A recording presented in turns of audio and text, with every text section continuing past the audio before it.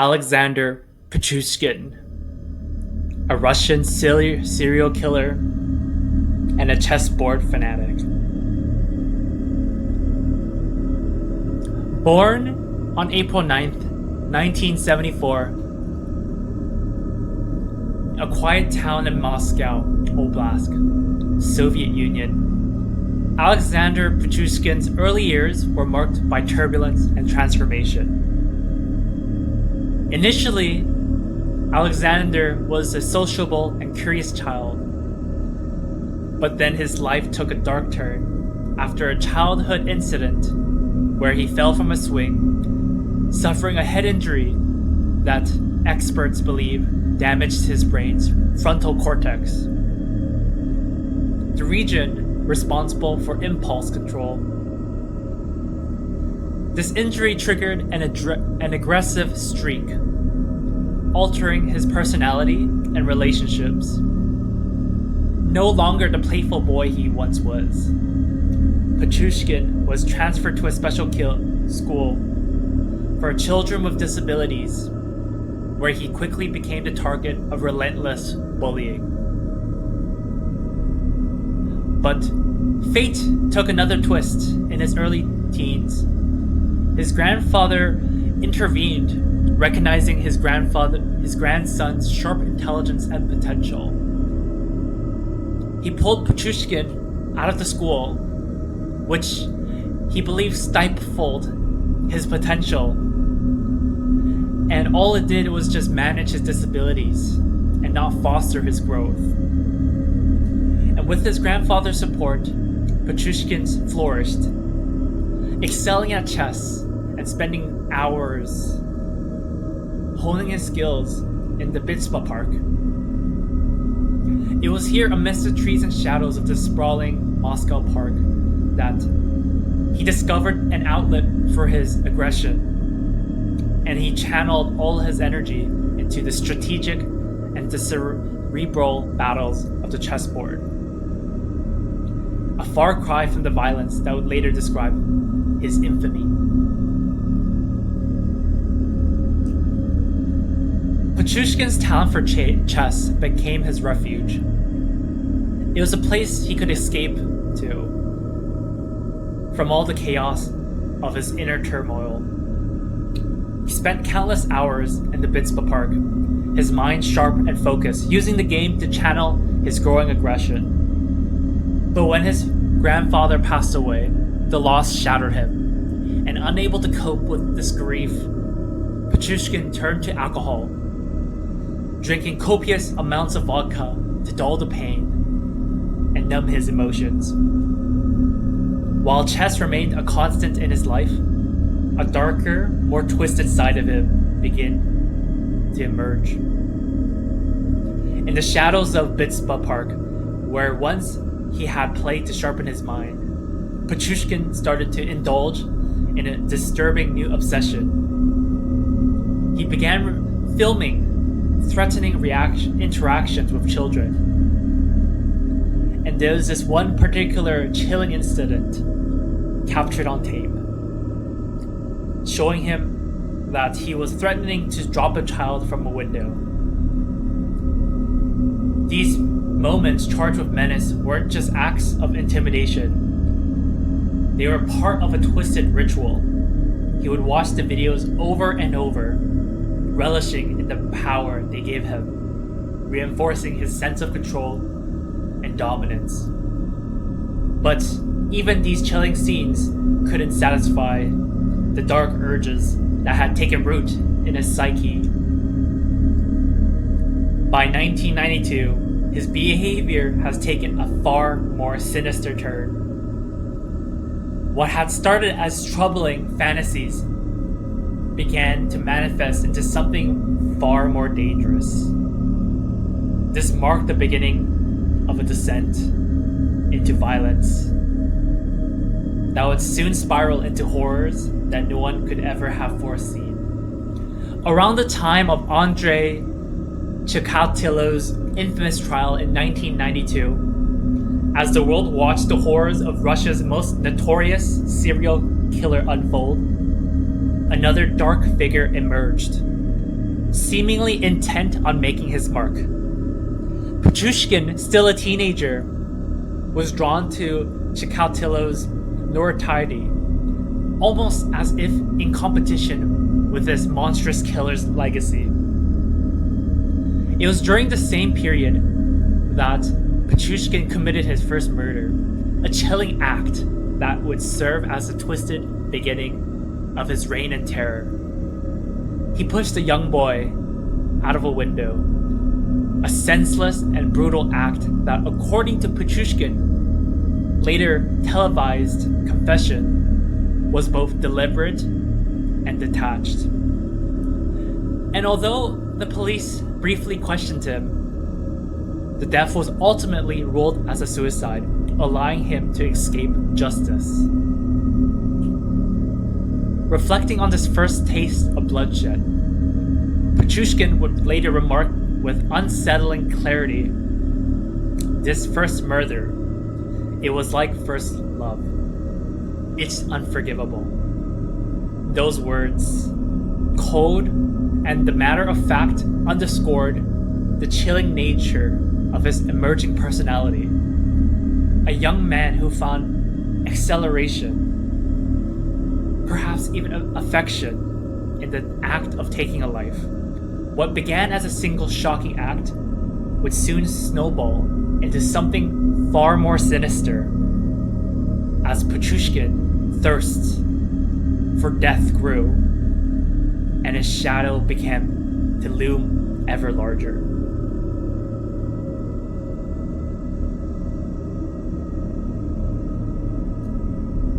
On May 17th, 2001, Petrushkin was in Bispa Park, playing a chess game with a man named Yevgeny Pronin. When the game ended, he invited Pronin to take a walk with him. Petrushkin, who used to own a dog, told him it was the anniversary of his beloved pet's death and that he wanted to visit his grave. And he's gotten the dog after the death of his grandfather to console him. Pronin accompanied him, and they reached an isolated spot in the park. Petrushkin then brought out a bottle of vodka and offered him a drink, which he accepted. The two men drank a toast to the dog before Petrushkin suddenly bludgeoned Pronin and dumped his body into a nearby well. Maria was one of the few people lucky enough to survive Petrushkin. On February 23rd, 2002, he lured the pregnant saleswoman into Bispa Park and pushed her into the same well where most of his victims were disposed of. When she clung to the sides, he held her by the hair and smashed her head against the concrete walls repeatedly before she fell. He left, believing her to be dead. Unfortunately for him, and fortunately for her, she survived and managed to climb out of the well without suffering a miscarriage. And Maria reported the crime to the police, but since she was an illegal immigrant, she was forced to drop her claim that Petrushkin had attempted to kill her. In 2007, Alexander Petrushkin was convicted of the brutal murder of 48 people. But his crimes were more than just senseless violence. They were part of a chilling, calculated obsession that was stretched beyond the mere act of killing. Petrushkin's twisted goal was to surpass the body count of his idol, Andrei Chikatilo, a notorious Russian killer who was responsible for the murder of 52 people. To do this, Petrushkin aimed to kill 64 people, one for each square on the chessboard. And this sinister fixation on chess was not only a way to channel his aggression, but also a grim framework for his killing spree.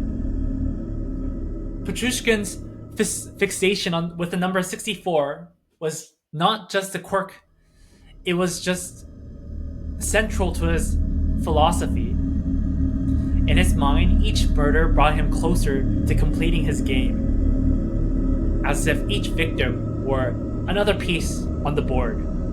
He was intent of outdoing Andre, not just by matching the body count, but just by reaching an arbitrary but just a symbolic number of 64. And even if he reached that target, Petrushkin confessed that he would not stop. He intended to continue indefinitely, driven by an insatiable hunger for power and blood. And in a chilling statement, Petrushkin once claimed, "If I reach 64, I will keep going. No one will stop me." This delusion and invincibility was one of the hallmarks of his violent spree, a sense that he was in a complete control, that death itself was a game he alone could master. However, Petrushkin's reign of terror came to an abrupt end when he was arrested in 2006, just shy of his goal.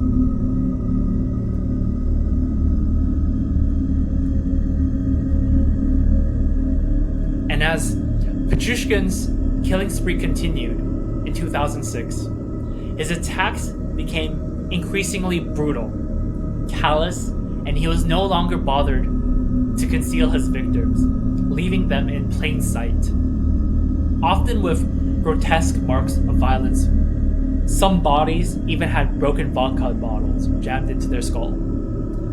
His method of disposal grew more reckless as well, casting aside any pretense of hiding the evidence. Instead of burying his victim or hiding them in secluded places, he left their body out in the open where the police could find them. His arrogance seemed to grow with each passing murder. By 2003, the atmosphere in Moscow, especially near the notorious Biska Park, had become one of the palpable fears. The residents, many of whom who lived close proximity to the park, whispered of a serial killer on the loose. Newspaper soon began referring to Petrushkin as the Biskevsky maniac or the Bisva's beast, name that would become synonymous with terror. Petrushkin, however, remained undeterred. He became increasingly brazen. Even after killing a woman, he worked at a local supermarket in 2006.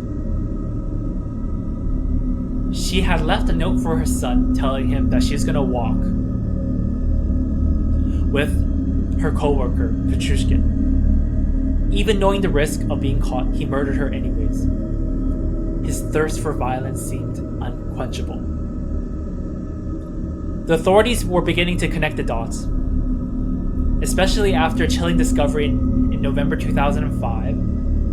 A former policeman, Nikolai Zakharchenko, was found dead, his body left exposed rather than hidden. A brazen move that seemed almost like a challenge to the police. And Petrushkin's cockiness was becoming evident. He was growing more reckless, confident that he could outsmart the authorities. Then, on June 14th, 2006, Petrushkin made a crucial mistake. His final victim, Maria Moskalova, worked at the same grocery store, who had the same store as his previous victim, Larissa Kolgino, who had mysteriously disappeared months earlier.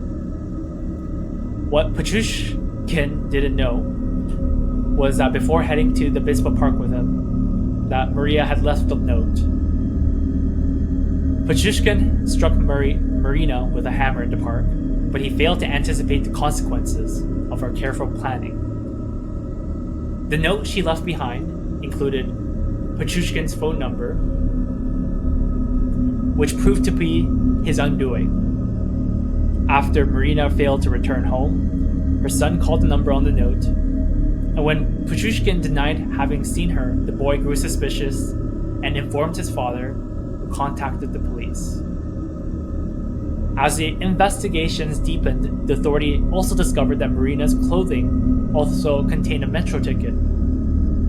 And CCTV footage from the station showed her walking with Petrushkin just before her death. The pieces of the puzzle fell into place. 2 days later, Petrushkin was arrested. His reign of terror came to an end.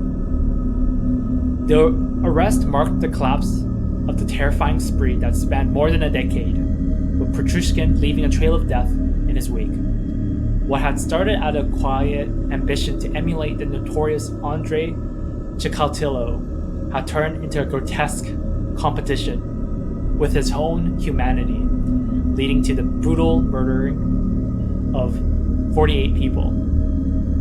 The Biskeski maniac was no longer a shadowy figure in the park. He was a criminal caught in the glare of the world's attention, and his monstrous deeds were finally exposed. After his arrest, police uncovered a chilling piece of evidence: a chessboard. Its 64 squares, marked with dates that corresponds to the murder Petrushkin had committed, or intended to commit. The board became a record of his killing spree, with 60 squares marked, 61 or 62 squares marked, each representing a victim in his twisted game. Petrushkin, a chess enthusiast, had been trying to kill as many people as there were squares on the board, aiming for the symbolic total of 64. Yet, despite the disturbing nature of this evidence, the police were only able to charge him with 51 counts of murder, and three attempted murders, because three of those victims have survived. Petrushkin's confession aired on Russian television, and it gave a chilling glimpse into his psyche. And in it, he explained his compulsion to kill with a cold, detached rationale. For me, a life without murder is like a life without food for you, he said. As if murder was essential to him as sustenance. There was no hint of remorse in his voice, and instead he claimed that he should have been charged with more murders during his trial. And he asserted that he killed 60 people, but his stories changed depending on the moment. And he said, "I thought it would be unfair to forget about the other 11 people," Petrushkin remarked, referring to the victims whose death has not been officially attributed to him. And during his 2007 trial, Petrushkin's callousness was on full display. The jury deliberated for only 3 hours before finding him guilty of 48 counts of murder and 3 counts of attempted murder, despite his lack of remorse. The trial focused on the horrific nature of his crimes and his calculated and almost ritualistic approach of killing.